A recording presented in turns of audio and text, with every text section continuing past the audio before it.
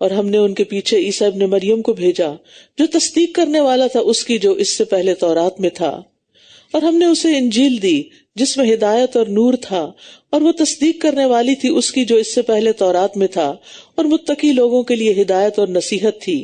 تو اس سے پتہ چلتا ہے کہ عیسیٰ علیہ السلام کوئی نئی شریعت یا نیا دین لے کر نہیں آئے تھے، بلکہ وہ خود بھی اسی شریعت پہ چلتے تھے جو شریعت موسوی تھی، اور انجیل بھی اسی شریعت پر چلنے کا حکم دیتی تھی۔ انجیل میں آتا یہ نہ سمجھو کہ میں تورات یا نبیوں کی کتابوں کو منسوخ کرنے آیا ہوں، منسوخ کرنے نہیں بلکہ پورا کرنے آیا ہوں، کیونکہ میں تم سے سچ کہتا ہوں کہ جب تک آسمان اور زمین نہ ٹل جائیں ایک نقطہ یا ایک شوشہ تورات سے ہرگز نہ ٹلے گا جب تک کہ سب کچھ پورا نہ ہو جائے۔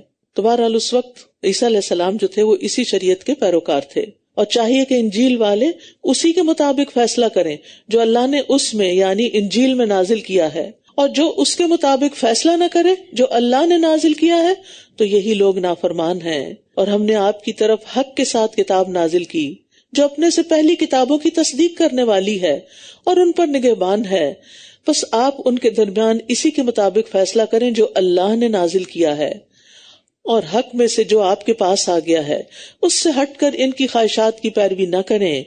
ہم نے تم میں سے ہر ایک کے لیے ایک راستہ اور ایک طریقہ مقرر کر دیا ہے، اور اگر اللہ چاہتا تو ضرور تم سب کو ایک ہی امت بنا دیتا، لیکن اس نے ایسا نہیں کیا تاکہ وہ تمہیں اس میں آزمائے جو اس نے تمہیں عطا کیا۔ بس نیکیوں میں سبقت کرو، تم سب کو اللہ ہی کی طرف لوٹنا ہے، پھر وہ تمہیں بتا دے گا جس میں تم اختلاف کرتے رہے۔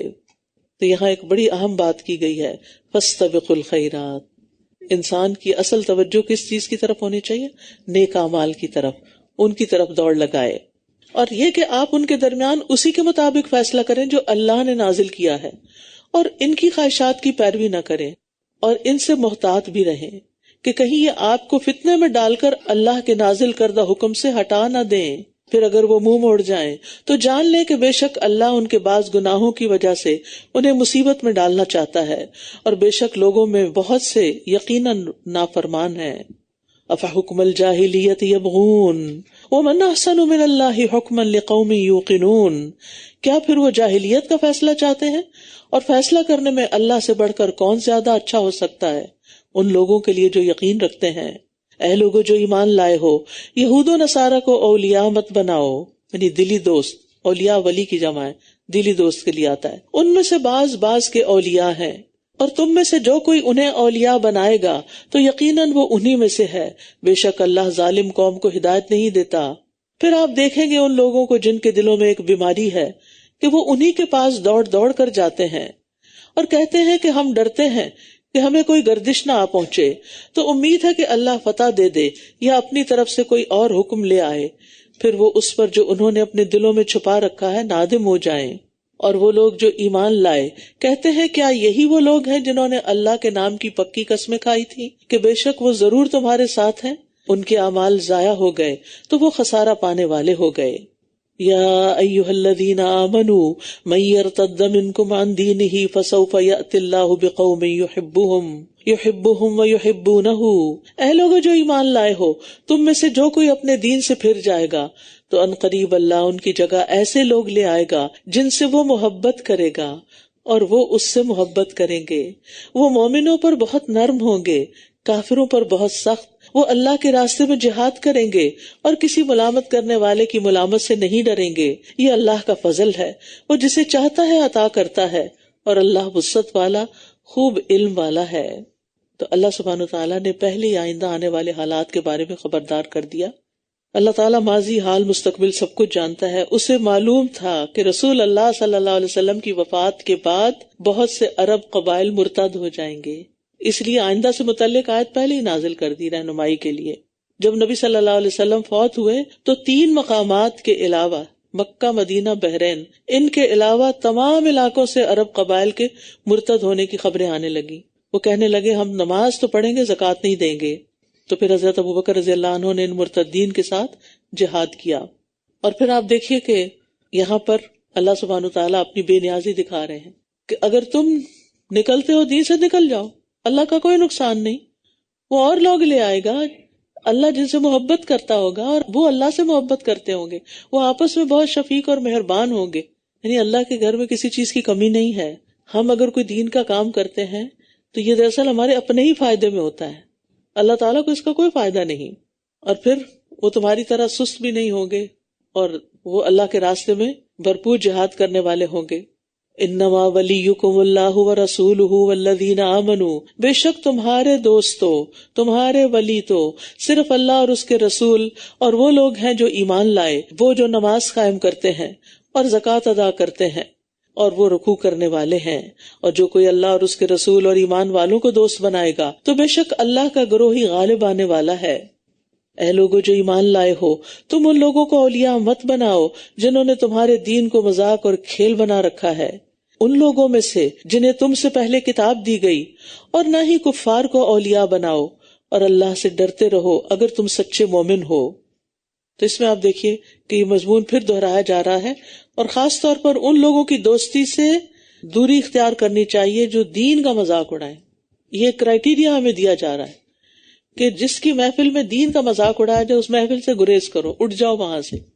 دین کا مذاق اڑانے میں یہ بھی شامل ہے کہ قرآن کی کسی آیت یا نبی صلی اللہ علیہ وسلم کی کسی حدیث کو یا دین کے کسی شعار کو ہنسی مذاق کے طور پر یا دوسروں کو ہنسانے کے لیے بیان کیا جائے۔ ایسے تمام لطیفوں کا بائیکاٹ کریں جس میں کوئی بھی قرآن کی آیت یا اس کا کوئی کانسیپٹ یا دین سے متعلق کوئی شاعر اللہ ویسے کسی بھی چیز کا مذاق اڑایا جائے۔ اور آپ دیکھیے کہ بعض لوگ جو ہیں وہ دین پر عمل کرنے والوں کا مذاق اڑاتے ہیں، داڑھی کا مذاق اڑاتے ہیں، پردے کا مذاق اڑاتے ہیں، سنت پر عمل کرنے کا مذاق اڑاتے ہیں۔ تو ایسے لوگ پھر اپنے ایمان کی خیر منائیں، کیونکہ مومن یہ نہیں کر سکتا۔ مومن کو یہ یقین ہوتا ہے کہ جو کچھ یہ ہے سب اس کی طرف سے آیا ہے اور وہ مجھ سے زیادہ علم والا ہے، حکمت والا ہے۔ اسی طرح بعض لوگ شریعت پہ باتیں بناتے ہیں، یہ تو بڑا سمپل سا حکم ہے، یہ تو بڑا سمپل سا سولوشن ہے، لیکن اب دنیا تو بہت آگے جا چکی ہے، اب یہ نہیں چلے گا، نعوذ باللہ۔ تمہاری عقل نہیں ہے کہ تم اس کو چلا سکو۔ دوسرے پارے کے شروع میں ہم نے پڑھا تھا نا، سیقول السفہاء، یہ سفیہ اور بے وقوف لوگ ہوتے ہیں جو اللہ کی باتوں پر اعتراض کرتے ہیں اور باتیں بناتے ہیں۔ مثلا اللہ کی حدوں میں سے کسی حد کو کہنا یہ تو بڑی سخت ہے، یا یہ تو بہت بیکورڈنس ہے، یا یہ کہ اللہ کی شریعت کا آج کے دور میں کوئی فائدہ نہیں، یا پھر علماء کا مذاق اڑانا، خطباء کا مذاق اڑانا، دین کا کام کرنے والوں کا مذاق اڑانا کہ اس کو تو کچھ اور سوچتا ہی نہیں، بس اس کو تو صرف قال اللہ اور قال الرسول ہی آتا ہے۔ اگر آپ کے بچے 5 وقت نماز پڑھنے مسجد جانے لگے تو سجدے میں پڑ جائیں، شکر ادا کریں، نہ کہ ان کو ڈانٹ ڈپکار کریں اور کہیں کہ تمہیں اور کچھ نہیں آتا، ملا کی دوڑ مسجد تک۔ یہ لطیفے بنے ہوئے، محاورے بنے ہوئے، اس قدر افسوس کی بات ہے، کوئی اور لفظ نہیں ملا تھا۔ اور جب تم نماز کی طرف پکارتے ہو تو وہ اسے مذاق اور کھیل بنا لیتے ہیں، اذان کا مذاق اڑاتے ہیں۔ یہ اس لیے کہ وہ ایسے لوگ ہیں جو عقل نہیں رکھتے، یعنی اس سے یہ پتہ چلتا ہے کہ دین کا مذاق اڑانے والا خود ناسمجھ ہے۔ شیطان کو بھی اذان کی آواز برداشت نہیں ہوتی، حدیث میں آتا ہے تو شیطان جب اذان کی آواز سنتا ہے تو گوز مارتا ہوا بھاگ جاتا ہے کہ یہ کانوں میں نہ پڑے اس کے، پھر واپس آ جاتا ہے، اقامت کے وقت پھر پیٹ پھیر کے چل پڑتا ہے، جب تکبیر ختم ہوتی ہے پھر آ کے نمازیوں کے دلوں میں وسوسے ڈالنا شروع کر دیتا ہے۔ پھر فرمایا کہہ دیجئے اے اہل کتاب، کیا تم اس لیے ہم سے ناراض ہوتے ہو کہ ہم اللہ پر ایمان لائیں اور اس پر جو ہماری طرف نازل کیا گیا اور جو اس سے پہلے نازل کیا گیا، اور یہ کہ تمہارے اکثر لوگ نافرمان ہیں۔ پھر فرمایا کہہ دیجئے کیا میں تمہیں بتاؤں کہ اللہ کے نزدیک اس سے زیادہ بری سزا پانے والا کون ہے؟ یہ وہ ہیں جن پر اللہ نے لعنت کی اور ان پر غضبناک ہوا اور ان میں سے بندر اور خنزیر بنا دیے اور جنہوں نے طاغوت کی بندگی کی، یہی لوگ بدترین درجے میں ہیں اور سیدھے راستے سے زیادہ بھٹکے ہوئے ہیں۔ اور جب یہ تمہارے پاس آتے ہیں تو کہتے ہیں کہ ہم ایمان لے آئے ہیں، حالانکہ یہ کفر کے ساتھ ہی داخل ہوئے تھے اور اسی کے ساتھ نکل گئے، اور اللہ زیادہ جانتا ہے جو یہ چھپاتے ہیں۔ اور آپ ان میں سے بہت سے لوگوں کو دیکھیں گے کہ وہ گناہ اور زیادتی کے کاموں میں اور حرام کھانے میں خوب دوڑ دھوپ کرتے ہیں، یقیناً کتنا برا ہے جو یہ کرتے رہے ہیں۔ انہیں ان کے عبادت گزار اور علماء گناہ کی باتیں کرنے اور حرام کھانے سے کیوں نہیں روکتے؟ یقیناً کتنا برا ہے جو یہ کرتے رہے ہیں۔ یعنی عوام اگر غلط کام کرے تو پھر علماء کا فرض بنتا ہے کہ وہ ان کو منع کریں۔ کیوں؟ اس لیے کہ کنتم خیر امت اخرجت للناس تأمرون بالمعروف وتنہون عن المنکر۔ ٹھیک ہے، تو یہ علماء کا فرض ہے، عام انسان کا بھی فرض ہے لیکن علماء کا خاص فرض ہے کہ جو غلط کام عوام کر رہی ہو اس سے ان کو روکیں، ان سے ڈرے نہیں۔ اور یہود نے کہا اللہ کا ہاتھ بندھا ہوا ہے، باندھ دیے گئے ہاتھ ان کے، اور یہ لعنت کیے گئے اس بات کی وجہ سے جو انہوں نے کہی، بلکہ اس کے دونوں ہاتھ کھلے ہوئے ہیں، وہ جس طرح چاہتا ہے خرچ کرتا ہے، اور یقیناً جو کچھ آپ پر آپ کے رب کی طرف سے نازل کیا گیا ہے وہ ان کی اکثریت کو سرکشی اور کفر میں ضرور بڑھا دے گا، اور ہم نے ان کے درمیان قیامت کے دن تک کے لیے عداوت اور بغض ڈال دیا۔ جب کبھی انہوں نے تمہارے خلاف جنگ کے لیے آگ بھڑکائی، اللہ نے اسے بجھا دیا، اور وہ زمین میں فساد کی کوشش کرتے رہتے ہیں، اور اللہ فساد کرنے والوں کو پسند نہیں کرتا۔ اللہ تعالیٰ نے جب اپنی راہ میں خرچ کرنے کی ترغیب دی کہ کون ہے جو اللہ کو قرض حسنہ دے، حالانکہ وہ مال تو اللہ ہی کا تھا، اسی نے دیا، اسی کے دیے ہوئے میں سے انہوں نے دینا تھا، تو یہود بجائے اس کے کہ اللہ کے انداز بیان اور اس کے فضل و کرم پر غور و فکر کرتے اور سمجھتے کہ اللہ تعالیٰ ہمیں کئی گنا بڑھا کے واپس لوٹائے گا اور یوں صدقے کی ترغیب دے رہا ہے، نہ کہ اسے واقعی کوئی قرض چاہیے، تو یہ کیا کہنے لگے، اللہ تو فقیر ہے اور ہم غنی ہیں، اسی لیے وہ ہم سے قرض مانگتا ہے۔ اس سے آپ دیکھیں ان کی جرتیں۔ کسی کے دل میں رتی برابر بھی ایمان کی حرارت ہو نا تو اللہ کے بارے میں ایسی کوئی بات نہیں کر سکتا۔ یہ دراصل کتاب اللہ یا اللہ کے حکم کا مذاق اڑانے کی مثال ہے۔ سمجھا بھی دیا کہ کیسی باتیں جو مذاق اڑانے میں آتی ہیں۔ انا للہ و انا الیہ راجعون۔ اور اگر واقعی اہل کتاب ایمان لے آتے اور تقوی اختیار کرتے تو ہم ضرور ان سے ان کی برائیاں دور کر دیتے، اور ہم ضرور انہیں نعمتوں والے باغات میں داخل کرتے۔ اللہ تو اتنا مہربان ہے، اتنا پیارا ہے، بس ایمان اور تقوی کی ضرورت ہے۔ اور اگر واقعی وہ تورات اور انجیل کو قائم کرتے، یعنی اس پر عمل کرتے، اور اس کو بھی جو کچھ ان کے رب کی طرف سے ان کی طرف اتارا گیا ہے، تو یقیناً وہ اپنے اوپر سے اور اپنے پاؤں کے نیچے سے بھی کھاتے، یعنی زمین بھی خزانے اگلتی اور آسمان سے بارشیں برستی، رزق برستا۔ اور ان میں سے ایک گروہ میں آنا رو ہے، اور ان میں سے زیادہ تر لوگ برا ہے جو یہ کر رہے ہیں۔ تو تورات اور انجیل کی پابندی کا حکم دیا گیا، اور دوسرے احکامات کی پابندی کے ساتھ ساتھ محمد صلی اللہ علیہ وسلم پر ایمان لانا بھی ضروری ہے، کیونکہ یہ ان کی کتابوں میں بھی کہا گیا تھا ان سے۔ اور پھر اگر یہ کام کرتے تو ان کو زبردست خوشحالی حاصل ہوتی۔ اس میں خوشخبری ہے کہ اللہ کی عبادت کرنے سے رزق میں کمی نہیں آتی، نقصان نہیں ہوتا۔ تقوی اختیار کرنے سے اللہ سبحانہ تعالیٰ کی رحمتیں برستی ہیں۔ اور سب سے بڑی بات تو پھر قناعت کی ہے نا، کیونکہ آپ دیکھیے کہ جتنا بھی رزق ہو، اگر اندر تقوی نہیں نا تو اندر فقر ہی ہوگا، ہر وقت فقر۔ اور اگر قناعت ہے نا تو تھوڑے پہ بھی انسان راضی اور خوش ہے، میرے رب نے مجھے بہت دیا ہے، میں اس پہ شکر گزار ہوں۔ ہوگا کیا، اس رضا اور شکر سے نعمتیں امڑنا شروع ہو جائیں گی اور نعمتیں آئیں گی، ورنہ انسان کے شکوے تو کبھی ختم ہی نہیں ہوتے اور انسان کی حاجت تو کبھی پوری نہیں ہوتی۔ تو آج کا سبق جو ہے نا وہ قناعت کا ہے۔ یا ایھا الرسول بلغ ما انزل الیک من ربک، اے رسول پہنچا دیجئے جو آپ کی طرف آپ کے رب کی طرف سے نازل کیا گیا ہے، اور اگر آپ نے ایسا نہ کیا تو آپ نے اس کا پیغام نہیں پہنچایا، اور اللہ آپ کو لوگوں سے بچائے گا۔ سبحان اللہ، آپ فکر نہیں کریں، جو بتانے کی بات ہے بتائیں، اللہ آپ کی حفاظت کرے گا۔ فَسَيَكْفِيكَهُمُ اللَّهُ، بے شک اللہ کافر قوم کو ہدایت نہیں دیتا۔ نبی صلی اللہ علیہ وسلم نے تبلیغ کا حق ادا کر دیا، جو کچھ آپ پر نازل ہوا وہ سب کچھ پہنچا دیا، اور اس کی گواہی حجۃ الوداع کے موقع پر 1,00,000 سے زیادہ لوگوں نے دی، جب آپ نے آسمان کی طرف انگلی اٹھا کر فرمایا کہ اے اللہ تو گواہ ہو جا، اے اللہ تو گواہ ہو جا، کیونکہ آپ نے پوچھا تھا الا هل بلغت، کیا میں نے پہنچا دیا؟ تو سب نے کیا کہا؟ آپ نے پہنچا دیا اور اس کا حق ادا کیا، اور آپ نے خیر خواہی کی۔ کہہ دیجئے اے اہل کتاب، تم کسی چیز پر نہیں ہو جب تک کہ تم تورات اور انجیل کے احکام کو قائم نہ کرو، اور یقیناً جو کچھ آپ پر آپ کے رب کی طرف سے نازل کیا گیا وہ ان میں سے اکثر لوگوں کو سرکشی اور کفر میں ضرور بڑھا دے گا، بس آپ کافر قوم پر افسوس مت کیجئے۔ اللہ اکبر۔ یعنی کچھ لوگ ہوتے ہیں وہ حق بات سن کر جھکنے کی بجائے قبول کرنے کے بجائے اور بگڑ جاتے ہیں اور اکڑ جاتے ہیں کہ اگر یہی دین ہے تو ہم نہیں مانتے اس کو، نعوذ باللہ۔ بے شک جو لوگ ایمان لائے اور جو یہودی بن گئے اور جو صابی اور عیسائی ہیں، جو بھی اللہ اور یوم آخرت پر ایمان لایا اور اس نے نیک عمل کیے، تو ان پر نہ کوئی خوف ہوگا اور نہ وہ غمگین ہوں گے۔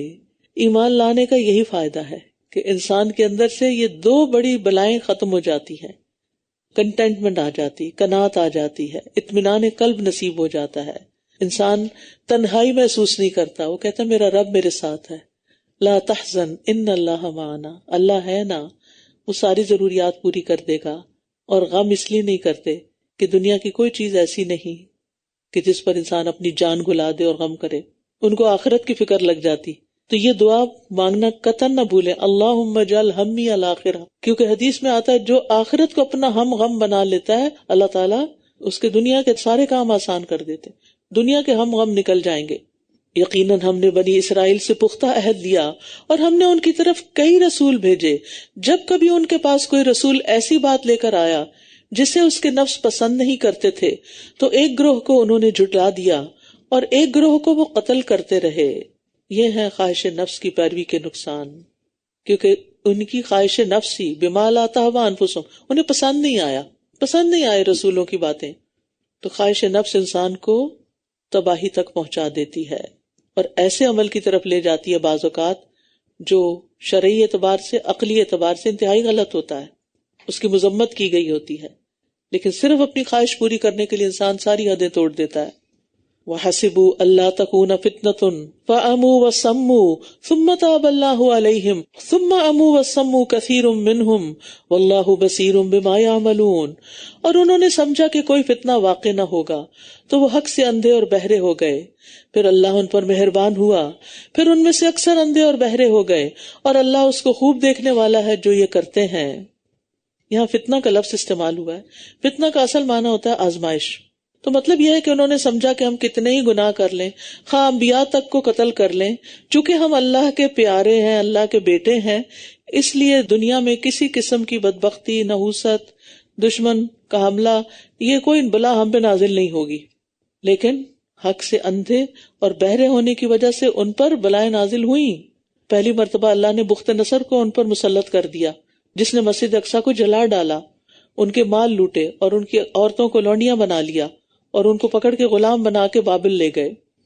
لقد کفر الذین قالوا ان اللہ هو المسیح ابن مریم، بلا شبہ یقیناً ان لوگوں نے کفر کیا جنہوں نے کہا کہ بے شک اللہ مسیح ابن مریم ہی ہے، نعوذ باللہ. اور مسیح نے کہا اے بنی اسرائیل اللہ کی عبادت کرو جو میرا اور تمہارا رب ہے.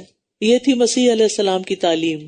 بے شک جو اللہ کے ساتھ شریک ٹھہرائے گا تو یقیناً اللہ نے اس پر جنت حرام کر دی اور اس کا ٹھکانہ آگ ہے، اور ظالموں کے لیے کوئی مددگار نہ ہوگا. یہاں پھر شرک کا انجام بتا دیا گیا کہ اس پر جنت حرام ہے مشرک پر، اور جہنم ہمیشہ کے لیے واجب ہو گئی. اللہ تعالیٰ فرماتے ہیں ان اللہ لا یغفر ان یشرک بہ ویغفر ما دون ذلک لمن یشاء، جس کے لیے اللہ چاہے گا اس کو بخش دے گا لیکن مشرک کو نہیں.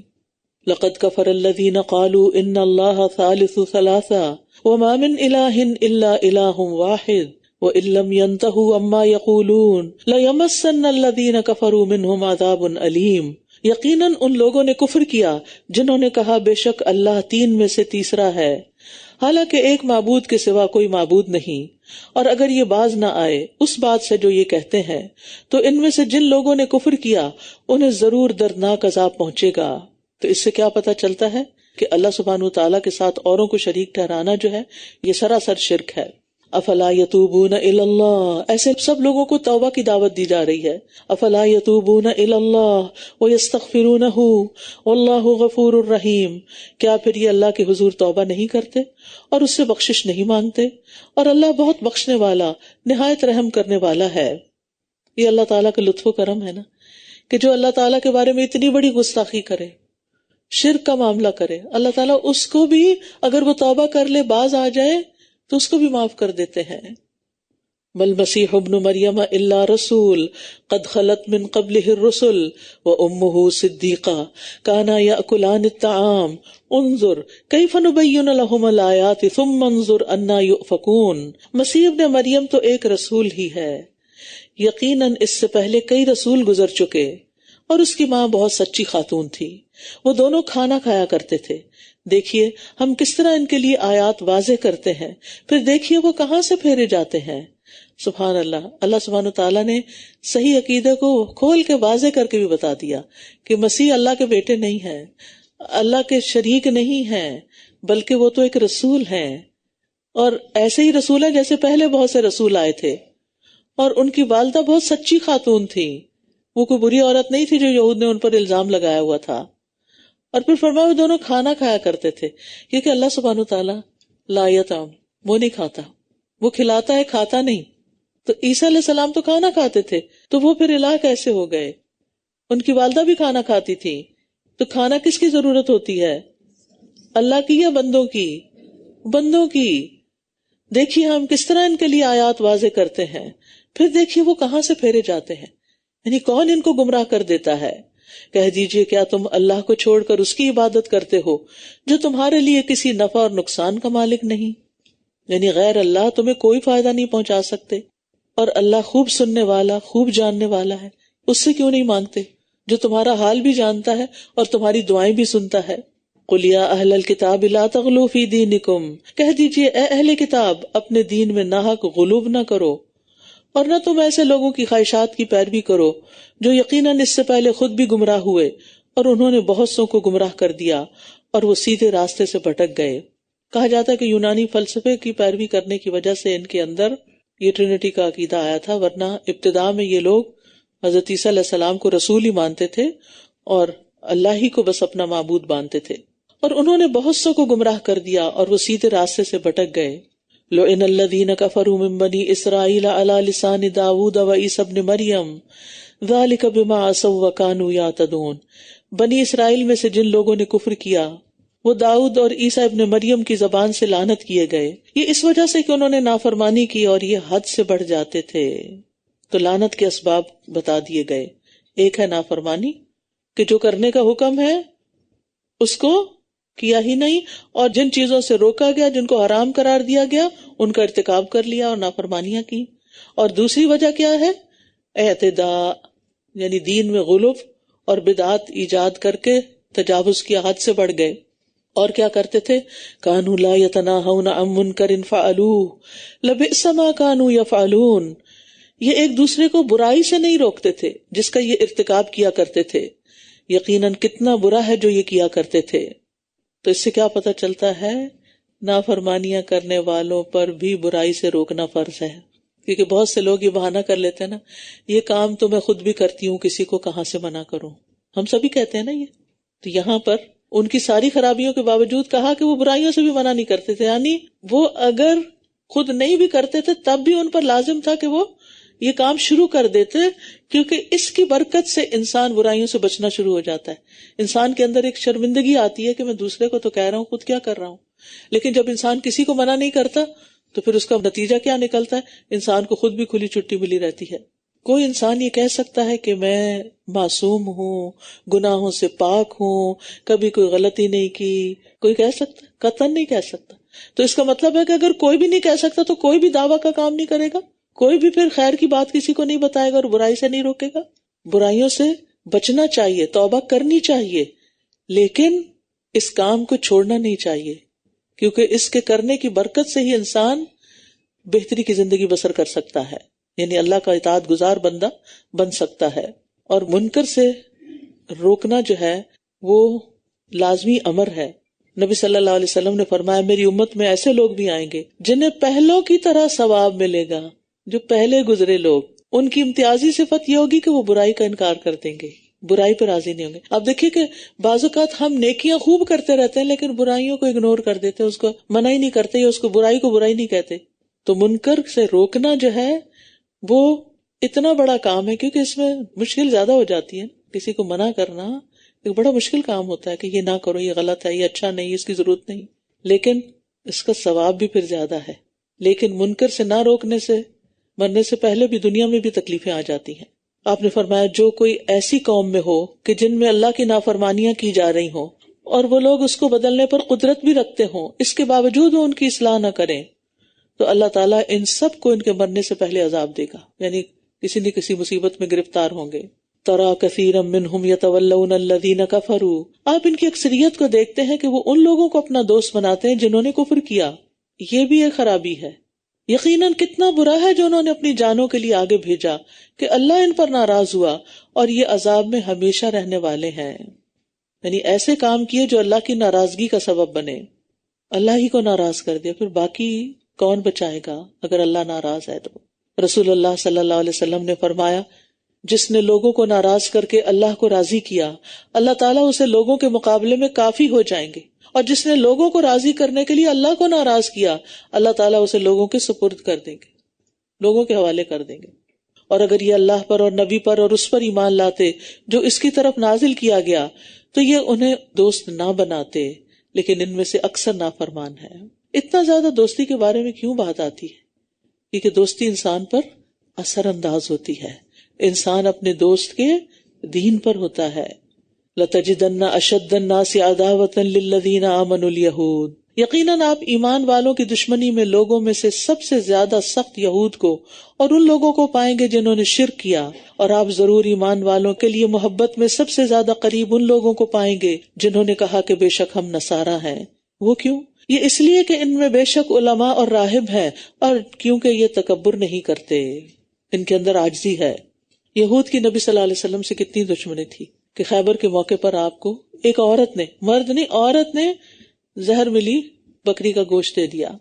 یعنی بے شمار مثالیں اس کی۔ یعنی اگر کوئی شخص آپ کو آ کے سچ سچ بتائے کہ کون تمہارا دوست ہے کون تمہارا دشمن ہے، تو آپ اس کے لیے کیا ہوں گے؟ شکر گزار ہوں گے نا؟ اچھا کیا تو انہیں مجھے بتا دیا۔ اللہ سبحانہ و تعالیٰ اپنی کتاب میں کھول کھول کے بتا رہے ہیں، اور ہم شکر گزار نہیں ہوتے، کیونکہ ہم کہتے ہیں یہ کیا، یہ کیوں، ایسا تو نہیں، ویسا تو نہیں، یہ تو باعث ہو گیا۔ باعث ہونا نہیں ہے، یعنی لین دین سے تعلقات سے منع نہیں کیا گیا، دلی دوستی، دن رات اٹھنا بیٹھنا، ساتھ کھانا پینا، وہ تمہیں بھی انہی جیسے اخلاق سے مالا مال کر دے گا۔ پھر انکم اذا مثلہم، تم بھی پھر ویسے ہی ہو جاؤ گے۔ تو اللہ تعالی ہمیں عمل کی توفیق عطا فرمائے۔ وآخر دعوانا ان الحمد للہ رب العالمین۔ سبحانک اللہم وبحمدک، اشہد ان لا الہ الا انت، استغفرک واتوب الیک۔ السلام علیکم ورحمۃ اللہ وبرکاتہ۔